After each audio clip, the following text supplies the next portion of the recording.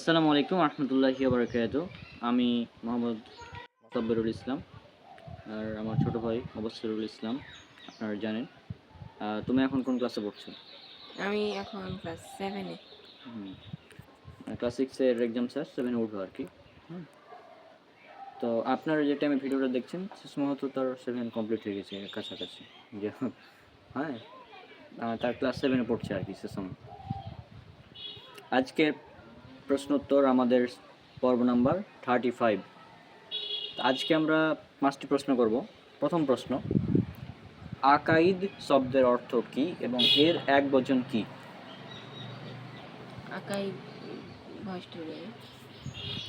আকাইদ শব্দের অর্থ হচ্ছে বিশ্বাসমালা এবং এর এক বচন হচ্ছে আকিদা, যার অর্থ বিশ্বাস।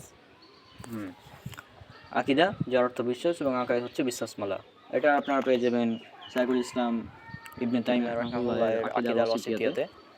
তারপর 2 নম্বর প্রশ্ন আজকের, তাওহীদ শব্দের অর্থ কি? তাওহীদ কত প্রকার ও কি কি?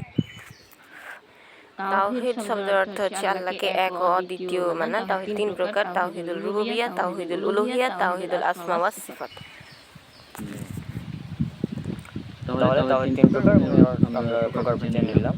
হ্যাঁ, তাওহীদুল রুবুবিয়্যা।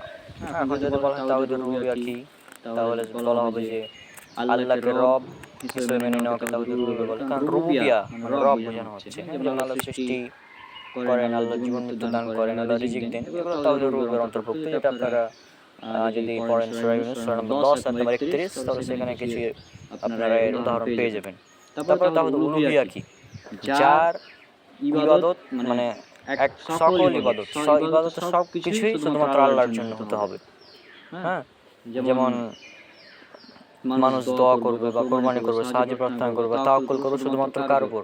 আল্লাহর উপর। শুধুমাত্র আল্লাহর জন্য হবে এগুলা। হ্যাঁ, যেমন আমরা সূরা ফাতিহা সূরা নাম্বার 1 আয়াত নম্বর 5 পড়ি, ইয়াকা না'বুদু মানে শুধু তোমারই ইবাদত করি। হ্যাঁ, অর্থাৎ এটা আপনারা পাবেন, এছাড়াও পাবেন সূরা নাহল সূরা নম্বর 16 আয়াত নম্বর 36 এ।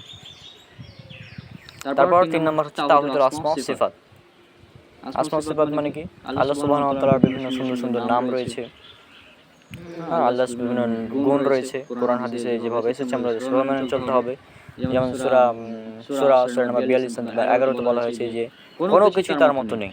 তারপর সূরা তাহা সূরা নম্বর 20 আয়াত নম্বর 8, সেখানে আল্লাহর সুন্দর সুন্দর নাম সমূহের কথা বলা হয়েছে। এছাড়াও আরও অনেক রয়েছে। এগুলো নিয়ে আমাদের আলোচনা রয়েছে ইউটিউব চ্যানেলে, আপনারা পেয়ে যাবেন। 3 নম্বর প্রশ্ন আজকের, সেটা হচ্ছে পৃথিবীতে যদি বহু ইলাহ থাকতো তাহলে কি হতো?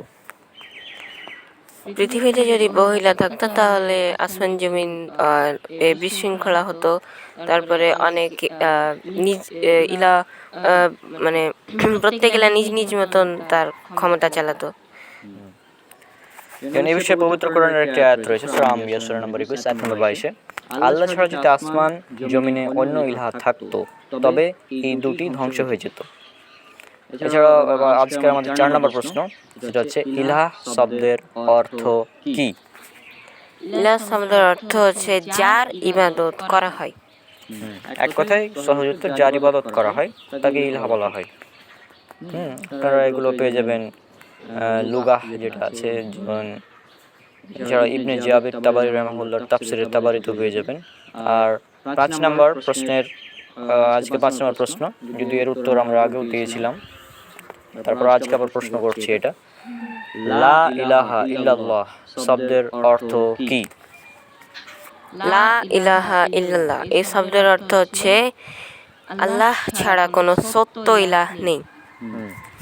তবে আমাদের ক্লাস 7 এর বই, তারপরে যদি দেখতে পান তাহলে আমরা দেখেছি সেখানে উল্লেখ করা আছে যে লা ইলাহা ইল্লাল্লাহ শব্দের অর্থ তারা করেছে আল্লাহ ছাড়া কোনো মাবুদ নেই, কিন্তু আসলে সঠিক উত্তরটা হবে লা ইলাহা ইল্লাল্লাহ, এর সঠিক উত্তরটা হবে আল্লাহ ছাড়া কোনো সত্য মাবুদ নেই বা সত্য ইলাহা নেই।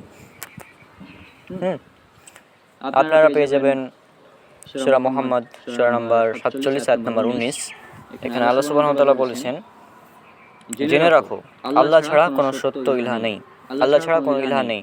এখন আরবিতে একটা নিয়ম আছে, যেখানে আপনারা ধরেন যে এছাড়া সহিহ মুসলিমের একটা হাদিসও আছে এই ব্যাপারে, সেখানে বলা হয়েছে নবী সাল্লাল্লাহু আলাইহি ওয়াসাল্লাম বলেন, যে লা ইলাহা ইল্লাল্লাহ বলে এবং মিথ্যা ইলাহের অস্বীকার করে তার জীবন সম্পত্তি হেফাজত করা হবে। সূরা মুসলিমের হাদিস। হ্যাঁ, আর সূরা মুহাম্মদ সূরা 47 আয়াত নম্বর 19 বললাম। জেনে রাখো আল্লাহ ছাড়া কোনো ইলাহ নেই। আর লা ইলাহা ইল্লাল্লাহ অর্থাৎ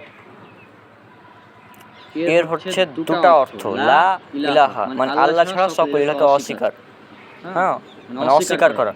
আল্লাহ ছাড়া সকল ইলাহকে অস্বীকার করলাম। লা ইলাহা ইল্লাল্লাহ একমাত্র আল্লাহকে ইলাহ হিসেবে গ্রহণ করলাম।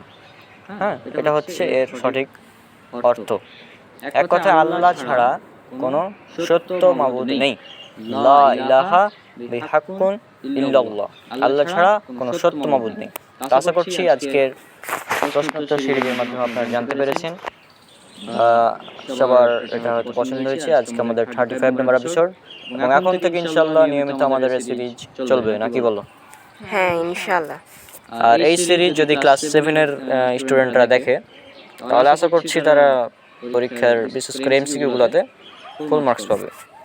আজকে বিদায় নিচ্ছি। আসসালামু আলাইকুম ওয়া রাহমাতুল্লাহি ওয়া বারাকাতুহু।